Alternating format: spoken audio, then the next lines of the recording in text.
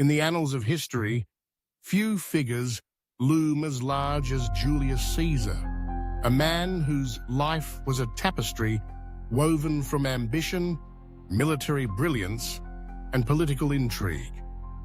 Born into a patrician family in 100 BCE, Caesar's early years were marked by a relentless pursuit of power and prestige.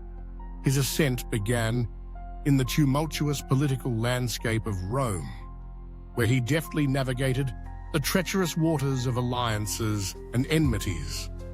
As a young man, he served in the military, where his strategic acumen began to shine. His campaigns in Gaul would later define his legacy, showcasing not only his prowess as a general, but also his ability to inspire loyalty among his troops.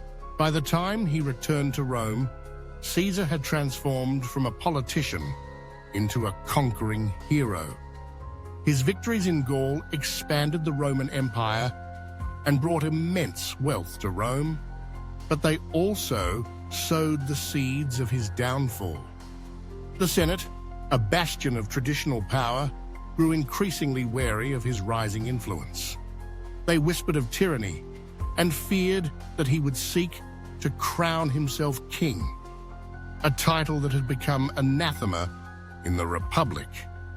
The very fabric of Roman society was woven with the threads of republican ideals, and the notion of a monarch was an affront to its values. As Caesar's power grew, so did the animosity of those who believed he threatened the Republic. Among them were Brutus and Cassius, two senators who had once been his allies. Brutus, in particular, was a man of principle, revered for his integrity and commitment to the Republic.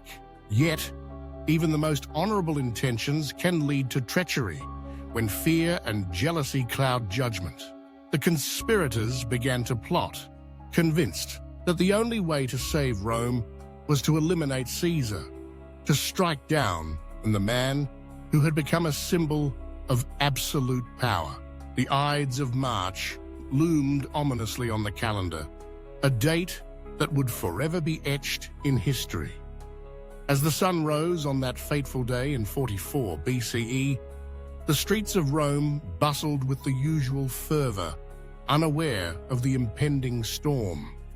Caesar, undeterred by the omens and warnings from soothsayers, made his way to the Senate. His confidence was palpable. A man who had faced countless enemies on the battlefield and emerged victorious. Yet, this was a different kind of battlefield, one filled with the shadows of betrayal. In the Senate chamber, the conspirators awaited him, their hearts pounding with a mix of fear and resolve. They had rehearsed their roles, each man knowing his part in this grim play. As Caesar entered, the air thickened with tension. He was greeted with a false sense of camaraderie, a facade that masked the treachery brewing beneath. The senators approached him, feigning concern over his recent decisions, but their eyes betrayed their true intentions. It was Casca who struck the first blow, a dagger aimed at the heart of the man who had once been their leader. The blade found its mark, and chaos erupted. Caesar, taken aback, turned to confront his assailants, only to be met with a flurry of steel. The betrayal cut deeper than any blade. It was not merely his life that was at stake, but the very ideals he had fought for. As he fell to the ground, the weight of his ambition and the sacrifices he had made came crashing down upon him.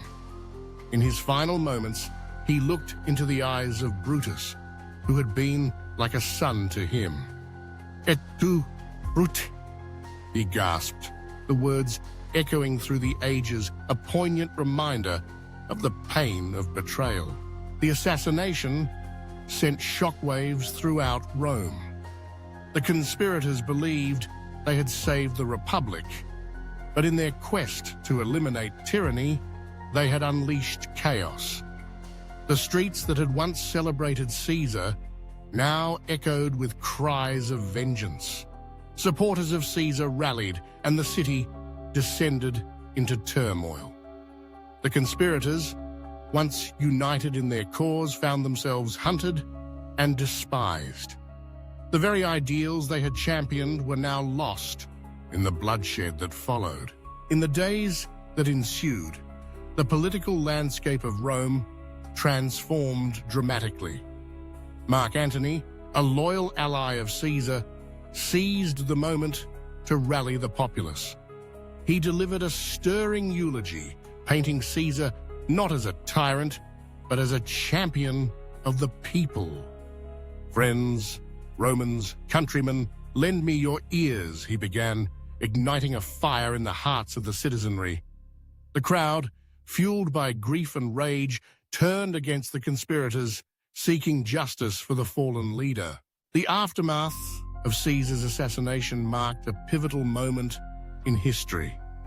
The Republic, once a beacon of democracy, crumbled under the weight of civil strife. The power vacuum left by Caesar's death led to a series of conflicts that would ultimately culminate in the rise of Augustus, the first Roman emperor. The ideals of the Republic were sacrificed on the altar of ambition and revenge, and the very fabric of Roman society was irrevocably altered. Caesar's legacy, however, endured. His name became synonymous with power, and the lessons of his life and death reverberated through history. The phrase, "crossing the Rubicon," which referred to his bold decision to march on Rome, became a metaphor for irreversible decisions. The Ides of March served as a cautionary tale of betrayal and the consequences of unchecked ambition. In the end, Julius Caesar was not merely a conqueror. He was a complex figure whose life embodied the struggle between ambition and morality. His assassination was not just a singular event, but a reflection of the tumultuous nature of power, loyalty, and the human condition. As the dust settled on the streets of Rome, the echoes of his legacy continued to resonate, a reminder of the fragility of power and the enduring quest for greatness in the annals of history.